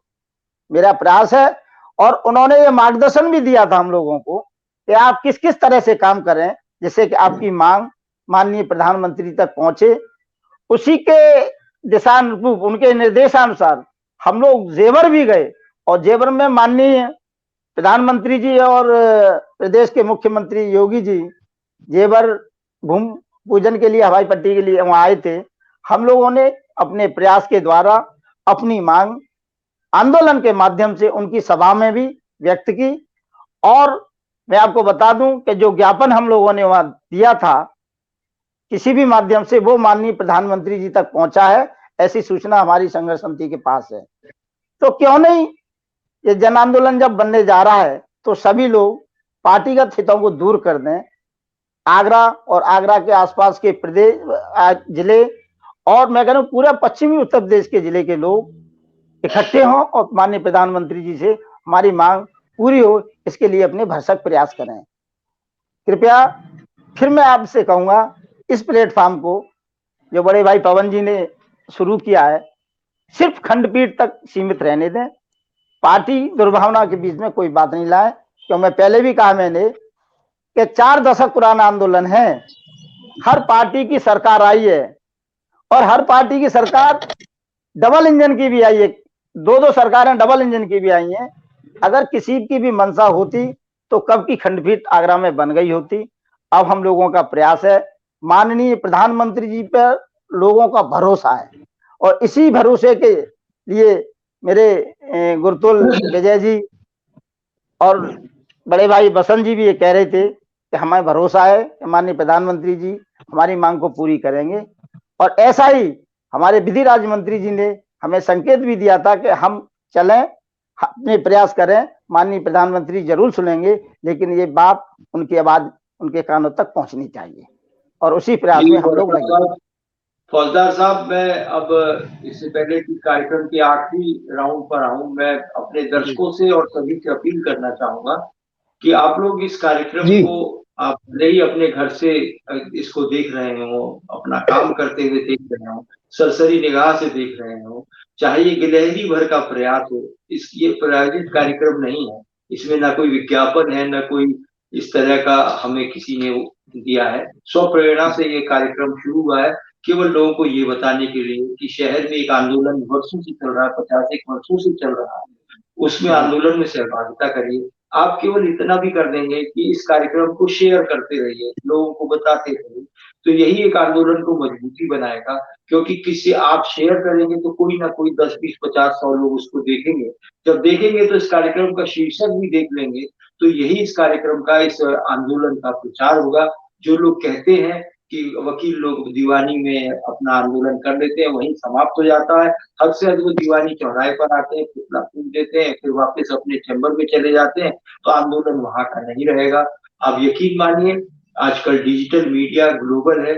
अब आपकी बात कहाँ तक पहुंच रही हो, कहाँ लोग देख रहे हो, विदेश में बैठा आदमी कोई देख रहा हो, आप शायद माने या ना माने, हमारे पास आयरलैंड से एक व्यक्ति का फोन आया जो आगरा से संबंध रखते हैं। उन्होंने कहा आप बहुत अच्छा काम कर रहे हैं। उन्होंने खास तौर से एक वकील साहब के वक्तव्य की बड़ी प्रशंसा की। और आज जब ये कार्यक्रम चल रहा है तो मैं तो विजय शर्मा जी के उस वक्तव्य का, क्योंकि मैं पत्रकार हूँ, शब्दों की बातों को, मर्यादा को समझता हूँ, मैं तो उसकी बहुत सराहना करता हूँ। हमसे पहले की पीढ़ी चली गई, हम संघर्ष कर रहे हैं और लगता है हम भी चले जाएंगे, लेकिन पीछे की पीढ़ी तैयार है। इसी को तो पॉजिटिव कहते हैं, इसी को आशावाद कहते हैं, इसी को सकारात्मक कहते हैं। ये ठीक उसी कहानी का तो जवाब है जहाँ सब लोग प्रार्थना करने गए थे कि बारिश आएगी, लेकिन एक बच्ची एक छतरी लेके गई थी कि बारिश जरूर आएगी। मेरे ख्याल से ऐसा ही है। अब कार्यक्रम के अंत में मैं आप सबसे एक बार कहूंगा कि आप जो भी कहना चाहें कहें, लेकिन यदि हम लोग इस बात को बताएं कि अधिवक्ताओं के अलावा आगरा को क्या फायदा होगा खंडपीठ आने से, तो बहुत अच्छा रहेगा। अपनी अपनी भाषा में, अपने अपने शब्दों में आप बताएंगे तो आम आदमी को भी लगेगा कि मुझे क्या फायदा हो सकता है। सबसे पहले मैं अमीर भाई को आमंत्रित करूंगा कि वो जो भी कहना चाहें वो करें।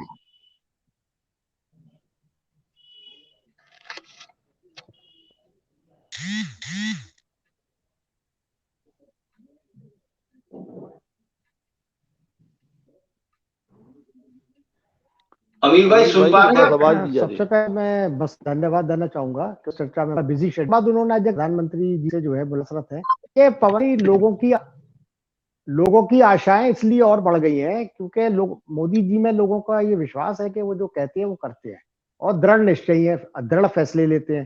तो इसलिए लोगों की आशा और बढ़ गई है और फिर साथ में प्रदेश में और केंद्र में दोनों में बीजेपी की सरकार है। और उसके बाद केंद्रीय विधि राज्य मंत्री आगरा शहर के सांसद हैं, इसलिए लोगों को अब ये लगता है और आपने इसीलिए शायद यही सोचकर टॉपिक दिया है कि अभी नहीं तो कभी नहीं। इससे अच्छा और मौका कौन सा हो सकता है इस शहर के लिए, इस शहर के विकास के लिए। इस शहर का विकास जो रुका पड़ा हुआ है, इंडस्ट्रीज सब चली गई, कुछ चली गई, इलेक्ट्रॉनिक लगाई जाएगी, कुछ नहीं हुआ।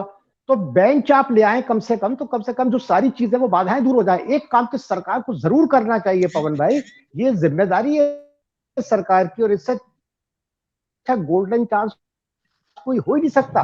केंद्रीय विधि राज्य मंत्री आपके केंद्रीय ना जो है इलाहाबाद के, ना उसके वो पूर्वोत्तर राज्यों से, तो वो कोई अलंगा डालेंगे नहीं। तो ये गोल्डन चांस है। तो मेरा तो निवेदन ये है कि सरकार को तुरंत इस काम को कर देना चाहिए।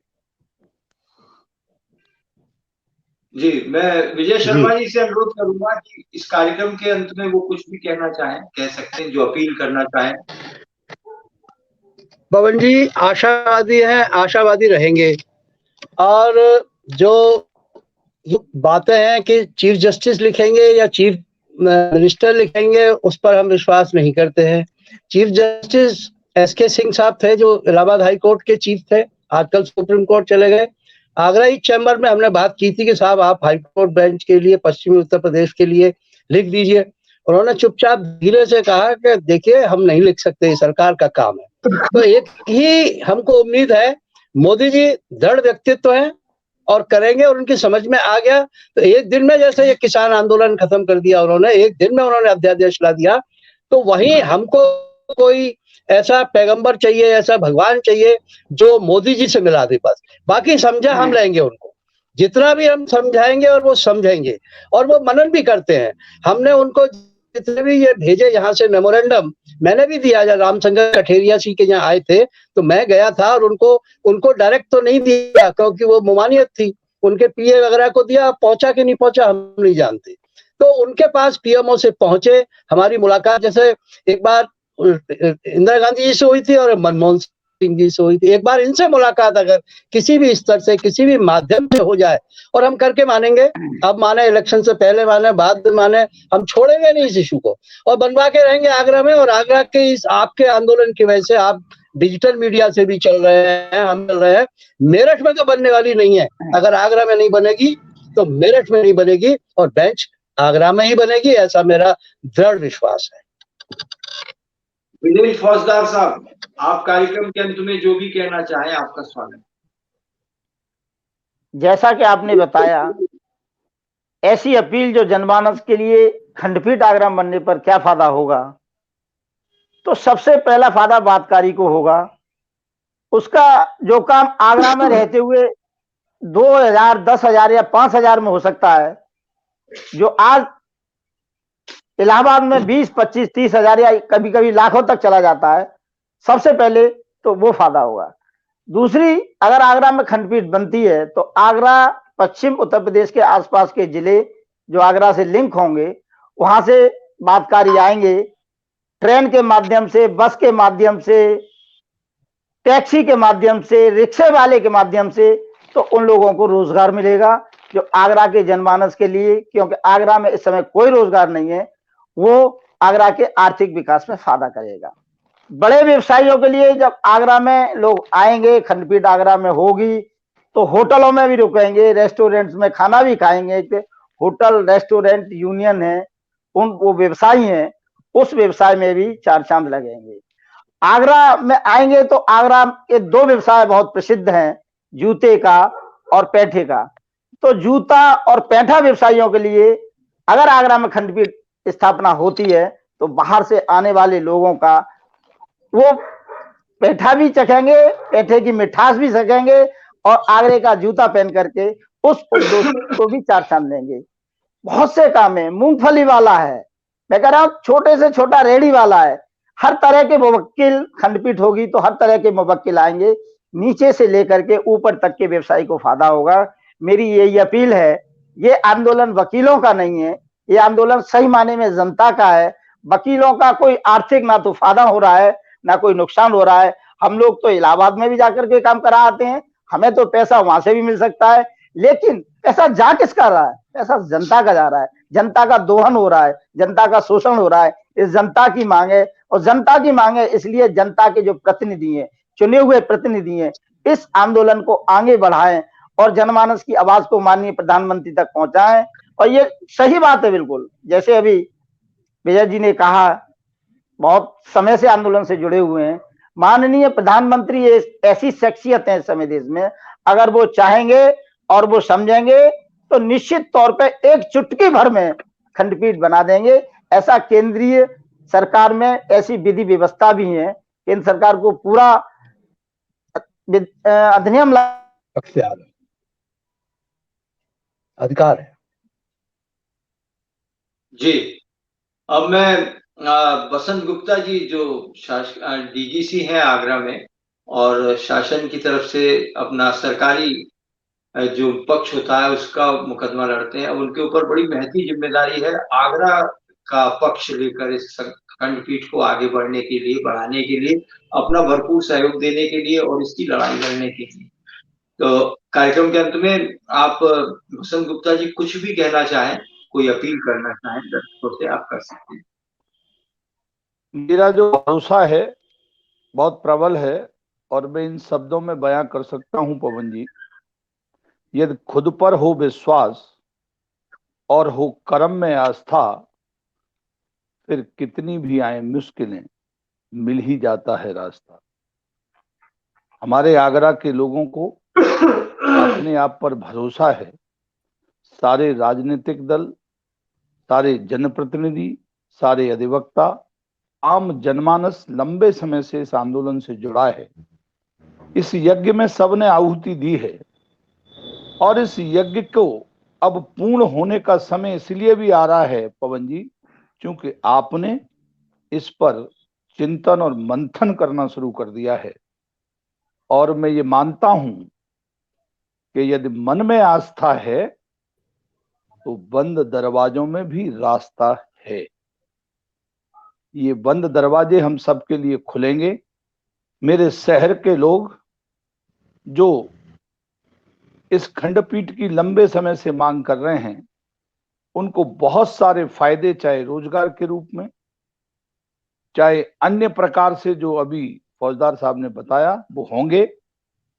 ये बात सब जानते हैं और जानने के साथ साथ हम सब मानते हैं और सबका भरोसा मोदी जी पर है। और हमारा भी भरोसा है कि मोदी जी ही इस बेंच को हमें देंगे और हमसे मुलाकात भी होगी। हमारे सारे अधिवक्ता उनसे मिलकर जब अपनी बात करेंगे तो जैसा विजय शर्मा जी कह रहे हैं कि हम उन्हें मना लेंगे, ये गारंटी है।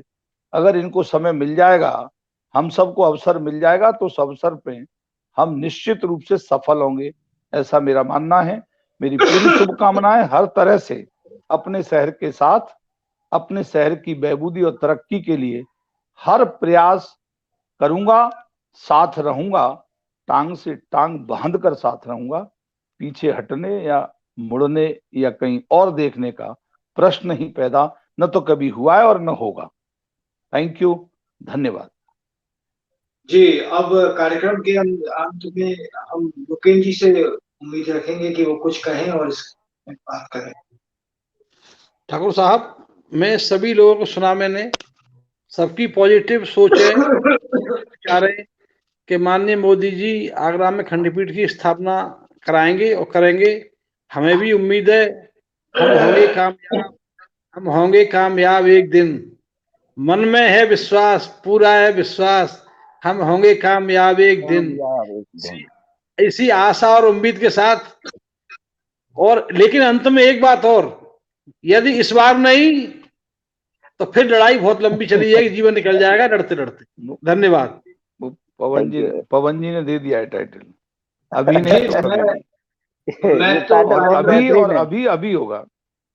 कार्यक्रम के अंत में मैं अपनी बात जो होती है, मंथन में मेरी बात जो होती है, मैं उसको जरूर कहूंगा।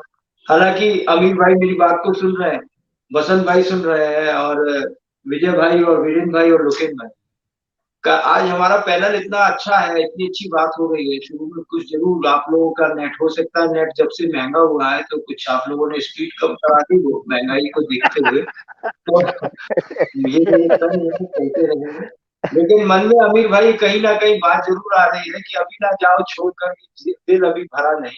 अभी चर्चा इतनी अच्छी हो रही है, चल रही है, धीरे धीरे ट्रैक पे आई है। वो ज्यादा समय हमारा उन राजनीतिक उसको अंश को हटाने में लग गया। लेकिन कोई बात नहीं, मैं तो अमीर भाई से गुजारिश करूंगा, आप पैनल बना के हमें देते हैं, जिससे कि हम लोग चर्चा करते हैं। विद्वान अधिवक्ता लोग हमारे बीच में आते हैं, लोकप्रिय है, समझदार तो अधिवक्ता होते ही विद्वान है, और सब एकजुट है, मंशा सबकी एक ही है, मंजिल एक है। तो मैं जरूर चाहूंगा कि इनमें से लोगों को, इस पैनल के लोगों को दोबारा दोबारा बुलाया जाए, जिससे कि बातें खुल के और ढंग से हो पाए। लेकिन जहां तक मैं सोच रहा था अभी जब बात हो रही थी, विजय भाई कह रहे थे कि मैं दो प्रधानमंत्रियों से मिलने की बात कही, तीसरे से मिलते मिलते रह गए। हमें फौजदार साहब ने भी कहा कि वो भी किसी राजनीतिक मंच से हैं, लेकिन उनके लिए वो सब बातें अलग है। बसंत गुप्ता जी को पर्सनली मैं जानता हूँ, वो कर्मवीर व्यक्ति हैं, कर्म करते रहे तभी यहाँ तक पहुंचे हैं। राजनीतिक पार्टी विचारधारा तो सबके अंदर उसी दिन पैदा हो जाती है जब वो किसी दिन किसी परिवार में पैदा होता है, तो उसके अंदर वो हो जाती है। ये तो हमारे हिंदुस्तान का एक गुण है। लोकेंद्र भाई कहूंगा हमारे सामने, मुझे तो आश्चर्य होता है जब कोई बताता है। मैं इस बात को शेयर एक खुले मंच पे करना चाहूंगा। मैं अनिल तिवारी जी हमारे मित्र हैं, एडवोकेट, मैं उनके पास बैठा था। मैंने कहा एक किसी अच्छे अधिवक्ता का नाम बताइए कलेक्ट्रेट का। तो उन्होंने कहा वो लोकेंद्र, मैंने कहा लोकेंद्र शर्मा जी, वो गड़ी भदौरिया वाले? उन्होंने कहा हाँ। तो मैंने कहा अच्छा। तो मुझे बड़ा अच्छा लगा ये सुन के, नहीं कि कोई मैं जानता हूँ ये करता हूँ, ये देख के कि सामने सामने अगर कोई व्यक्ति, यानी एक छोटा सा पेड़ भी जब वो एक वृक्ष का रूप ले लेता है और आश्रय देने लगता है दूसरों को, तो दिल में प्रशंसा होती है। ये ठीक उसी प्रकार से बात है जैसे कि विजय गुप्ता जी ने बताया कि एक पीढ़ी निकल गई और हम जाने वाले। इतना लंबा समय किसी ने तो बीज बोया होगा इस आंदोलन का, कहीं तो होंगे वो, कहीं तो उनकी आत्मा होगी, कहीं से तो वो देख रहे होंगे, और देख रहे होंगे मंजिल जरूर करीब है। देव योग बनते हैं जो ईश्वर में विश्वास रखते हैं, अल्लाह में विश्वास रखते हैं, ऊपर वाले पर विश्वास रखते हैं। वो हाथ डाल के कभी अपनी जेब में से किसी को पैसे नहीं दे देता, किसी को जाके मंत्री नहीं बनाता, उसको प्रेरणा देता, कहीं ना कहीं से उसका रास्ता बनाता है। हो सकता है ये चर्चा चल रही है, निस्वार्थ चल रही है, आप लोग आ रहे हैं, हमारे चैनल को तो छोड़िए, आप लोगों की कितनी मेहनत है। यही टाइम होता है आप लोगों का क्लाइंट से बात करने का। अगर आप लोग उनसे बात नहीं कर रहे और इस चैनल पे आके खंडपीठ की बात कर रहे हैं, तो निश्चित रूप से बहुत ही बड़ा एक योगदान है जिससे बात। अब मैं अपनी बात ये कहना चाहता हूँ, सोचिए कि अगर एक पिछली, मैं किसी सरकार का नाम नहीं लेना चाहता क्योंकि राजनीतिक बातों से मैं बचता हूँ, अगर आगरा में जमुना किनारा डेवलप हो गया होता तो इस शहर में कितना फायदा होता। आज लोग कहते हैं, हम जब अखबार उठा के देखते हैं कि 20,000 पर्यटक के आसपास टूरिस्ट लोग ताजमहल को देखने आते हैं। ताजमहल हमारे साथ उसी तरह से है जैसे चांद में दाग होता है, देखने में प्रशंसा होती है। अमीर भाई जैसे लोग, शायर लोग उस पर शेर लिख देते हैं, कविता लिख देते हैं, लेकिन हमारा जो काला दाग है कि यहाँ से इंडस्ट्री चली जाती है, वो बड़ी कीमत चुकानी पड़ती है, लेकिन उसके बदले में हमें कुछ नहीं मिलता है। लेकिन सोचिए वहां कुल 20,000 लोग आते हैं जिन्हें 500 रुपए के आसपास का टिकट लेना पड़ता है, उसके अलावा अन्य खर्चे अलग है, और हम कहते हैं कि ताजमहल से बड़ी आमदनी। लेकिन जिस दिन आगरा में मुकदमा लड़ने के लिए हाईकोर्ट की बेंच आई थी और 50,000 आदमी यहाँ पर और पड़ा रहेगा, आप कितना भी जोड़ लीजिए, अगर वो 1,000 रुपए भी कम से कम खर्च करेगा तो 5 करोड़ रुपए होते हैं एक दिन में। अगर किसी शहर की अर्थव्यवस्था में प्रतिदिन 5 करोड़ रुपए का घुमाव हो रहा हो, तो आप सोचिए जो दीवानी पे फल फ्रूट बेच रहा होगा, चाट बेच रहा होगा, उसका क्या होगा। जो आदमी जब वो आएगा तो उस दिन निकलेगा जरूर जमुना किनारे की तरफ, ताजमहल की तरफ। अगर वो किसी गुब्बारे वाले का बच्चे से गुब्बारा खरीद लेगा तो उसके साथ यदि कोई आया होगा तो वो कितना प्रसन्न होगा। किसी भुटिया वाले से भुट्टा खरीद लेगा तो उसका कितना विकास होगा। क्योंकि याद रखिए यही एक लोग है, जब इनके चेहरे पर मुस्कुराहट आती है, इनकी अर्थव्यवस्था आगे चलती है, तभी ये समाज की अर्थव्यवस्था आगे बढ़ती है। क्योंकि एक बिल्डर अब दिन भर पसीना कमाता है, राजमिस्त्री दिन भर पसीना बहाता है, मेहनत करता है, जैसे ही उसे अपने घर जाता है नहा धो के, उसके बाद जो पैसे वो दिन भर में लाया होता है, किसी लाला परचूनी की दुकान पे जाता है, वो सारे पैसे खरीदने पे दे देता है, और वो पैसा हमारे समाज में, हमारे शहर में रुकता है। सोचिए किसी न किसी होटल में तो रुकेगा। आप किसी को भी सोच लीजिए। मैं पूछना चाहता हूँ लोगों से जो कहते हैं कि आंदोलन जन आंदोलन नहीं बन पाया, क्या हमारे अधिकांश, मैं कहता हूँ 98% वकील साहबान लोगों की अर्थव्यवस्था ऐसी है कि बिना 30 दिन के, बिना 1 महीने प्रैक्टिस करे उनका गुजारा हो जाए। सब लोग गरीब परिवारों से, मध्यम वर्गीय परिवारों से आए होते हैं, उनके माँ बाप ने कैसे उन्हें पढ़ाया होता है, समाज में उनको स्थान दिलाया होता है, कोई सोचेगा इस तरह? वो कैसे अपने गुजर बसर कर सकते हैं? हो सकता है चंद लोग हो सकता है 10-20 ऐसे वकील साहब लोग हो जिनका बैंक बैलेंस हो, लेकिन उनका क्या? जो उनके जूनियर है या ऐसे वकील साहब लोग हैं जो संघर्ष कर रहे हैं, उनके मन में कहीं ना कहीं उम्मीद ये है कि मैं अपने पिता का नाम रोशन करूंगा, मैं जाऊंगा तो अपने भतीजे के लिए खिलौना लेके जाऊंगा, घर में मेरी बीवी भी इंतजार कर रही होगी कि चलो कम से कम तीज त्योहार पे से साड़ी दिलवा दूं। क्या ऐसा है?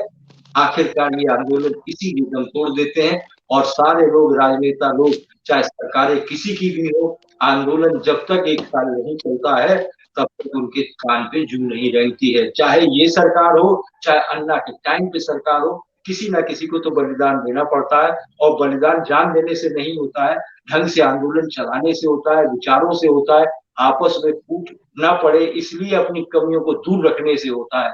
मैं जरूर चाहूंगा कि आप लोगों के बच्चे, जो मैं वकील साहबान लोगों से कहूंगा और वो लोग जिनके बच्चे लॉ की परीक्षा दे रहे हैं, दूसरी जगह कहीं किसी के जूनियर बने हुए हैं, वो ये कहें, वो इसी बात के पेशे को, अमीर भाई का बेटा ये कहे कि मैं अमीर भाई की विरासत को संभालूंगा, बसंत गुप्ता जी का बेटा कहे कि मैं आपकी विरासत को संभालूंगा, पापा आपने इतनी मेहनत की है, विजय शर्मा जी का बेटा ये कहे, वीरेंद्र फौजदार जी का बेटा ये कहे, लोकेंद्र जी के घर में एक बालक ये कहे, आपने जो डर भर के जो इतनी जो शोहरत और अपनी एक कमाई करी है, इसको मैं आगे बढ़ाऊंगा। विरासत इसी को तो कहते हैं, तभी तो। लेकिन आज सच क्या है?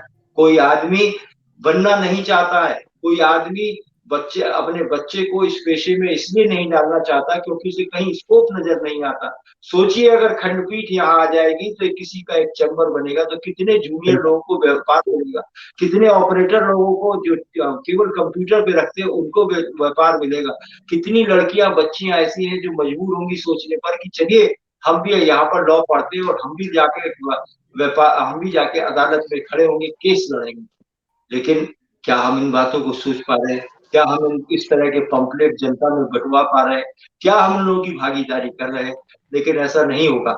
आप याद रखिए, हम बार बार एसपी सिंह बघेल साहब का नाम लेते हैं, उनका चुनाव 2024 में आएगा, लेकिन इन 9 लोगों का क्या, 9 विधानसभाओं का क्या, जिनका चुनाव तो 2 महीने बाद। अगर आप जोर लगाएंगे, जनता जोर लगाएगी, ना मैं हराने की बात करता हूँ ना जिताने की बात करता हूँ। हम तो ये कहते हैं ना मिलानी चाहिए ना खरंजा चाहिए, ये तो एक प्रक्रिया है, चलती रहेगी। लोग पुरानी से पुरानी 85 साल पुरानी सड़क पे लगा देंगे कि ये शिलान्यास हुआ है, लेकिन जबकि जीर्णोद्धार की जगह शिलान्यास लगाएंगे, ये राजनीतिक भाषा है, चलती रहेगी। लेकिन हमारा उद्देश्य, इस आंदोलन का उद्देश्य, मेरी मेहनत, मैं जब बच्चों की तरफ देखता हूँ, चाहे मेरे बच्चे हो चाहे समाज में किसी के बच्चे हो, आज अगर कोई बच्चा अच्छी नौकरी, अच्छी पढ़ाई करने के बाद 40,000 रुपए की, 50,000 रुपए की नौकरी से शुरुआत करता है, दूसरे शहर में जाकर उसके हाथ में 10,000 की बड़ी मुश्किल से बचती है। मैं आपको इस विचार के साथ छोड़ जाता हूँ और हमारे साथ इतने योग्य पैनल को बसंत गुप्ता जी का धन्यवाद करता हूँ, वीरेंद्र फौजदार जी का धन्यवाद करता हूँ, अमीर भाई का धन्यवाद करता हूँ, विजय भाई का धन्यवाद करता हूँ, लोकेंद्र भाई का धन्यवाद करता हूँ। देखिए, अपने इस कार्यक्रम को शेयर करना और हो सके तो सब्सक्राइब करना ना भूलें, यही आपका योगदान होगा। अगर आप नीचे कमेंट बॉक्स में लिख देंगे वी वांट हाईकोर्ट बेंच, इससे बड़ा कोई दबाव नहीं हो सकता। नमस्कार। थैंक यू भैया। नमस्कार। नमस्कार। Thank you. नमस्कार।